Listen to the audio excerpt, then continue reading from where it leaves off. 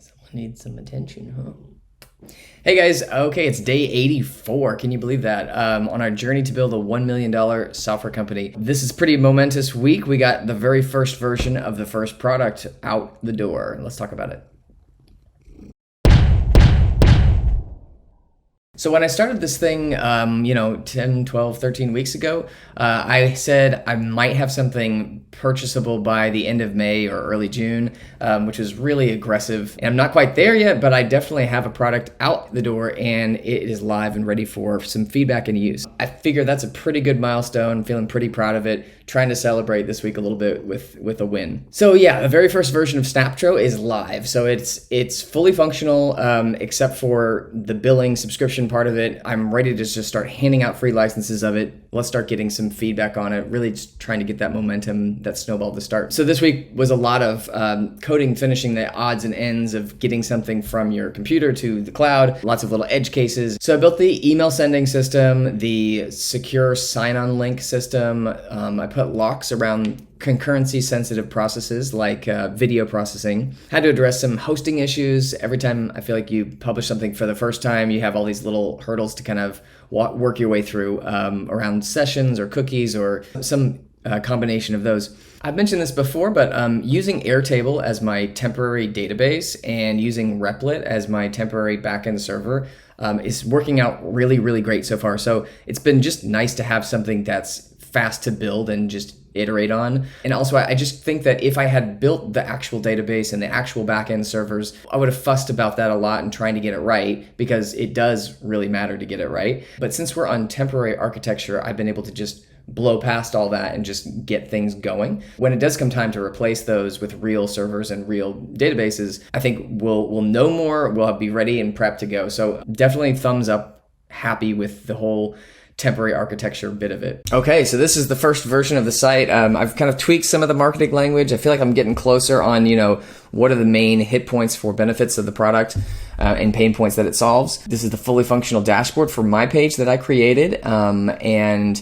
this is my actual Snaptro page.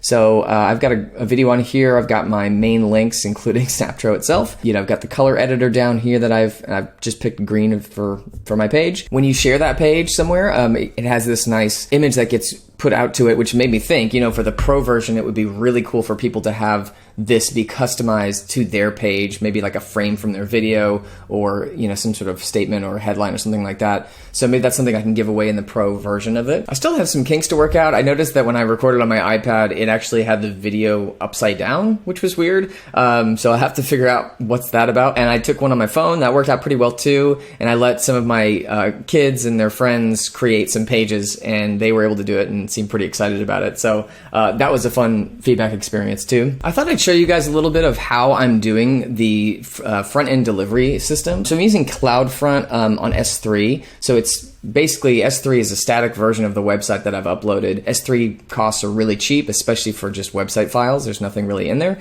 And then CloudFront is just a small cost on top of that to deliver things very quickly. So there's no web servers, but it's hard to do dynamic content that way. And when we have a page like GoSnaptro.com/Colin or /whatever, you can't do that statically. You have to have a dynamic way of doing that. So what I've done is on Replit, the same server I'm using for my backend, I'm exposing a way to basically host that functionality. So what I've done is set up that dynamic website as a origin in CloudFront, and then I've created an origin group called app. And when I edit this, you can kind of see there's a fallback, there's a primary and a fallback. So first it's going to go out to the dynamic site to see if it can load a profile. And then if it can, it falls back to the static content site. So that's what's enabled me to basically have a hosting of the app without using any servers for the front end. The other thing I wanted to show you guys was CloudWatch in Amazon Web Services. Monitoring the health of the app platform is super important as we go. As I mentioned before, I'm using Airtable as a temporary database, and they have some very strict throughput limits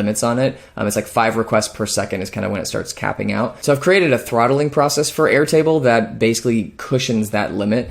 And so I have in CloudWatch here a dashboard that shows every time that throttle gets hit. So if I start seeing that throttling happening frequently, that means people are being affected by slow page loads, and things might even be starting to die, and that's going to be a signal to get off Airtable pronto and do a real database. This is what I'm using to basically push that out as far as I can. I'm saving probably, you know, 50 to 100 bucks a month by not having a database like that, maybe even more than that. And then the other metric I really wanted to track was how many signups and how many new videos are recorded. So when somebody signs up, that's important, but also how many times they retake their video and save it, I think is pretty an interesting metric to track. And to make that really proactive, what I want to do is create an alarm in CloudWatch that basically lets me know when that throttling is getting out of control. So I basically can come in here, find the thing that's throttled, and let's choose that as a metric. So I can create an alarm based off of this metric. So I just want to know when we're throttling, and, you know, greater than a certain amount of time, you know, maybe throttling more than 3 within a given period. I'm not exactly sure what to make this, so I just want to choose something for now and I can work on it later. You guys might remember from a couple weeks ago when I enlisted the help of a casting director, and she's been working with me ongoing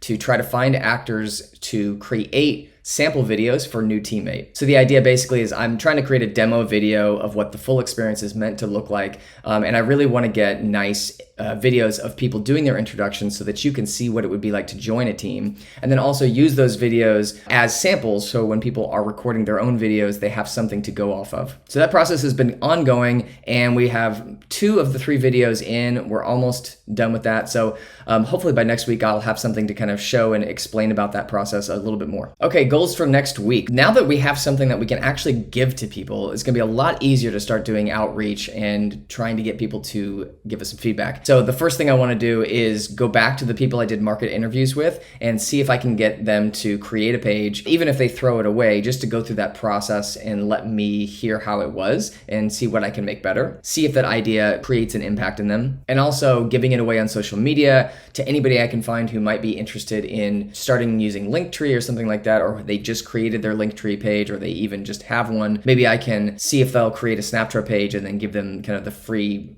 lifetime license to that. And then I want to work on the bug list just so I can clear the way so that we can start building the actual subscription payment functionality and just kind of finish up the first version of the app so that it can actually be launched. Okay, that's it for this week. Please go to gosnaptro.com and try creating a page. Tell me what you think of the user experience, what the end product looks like and feels like for you. Even if you delete your account, I'd love for you to go through that process and just give me some feedback. Don't forget to like and subscribe, and I will see you next week.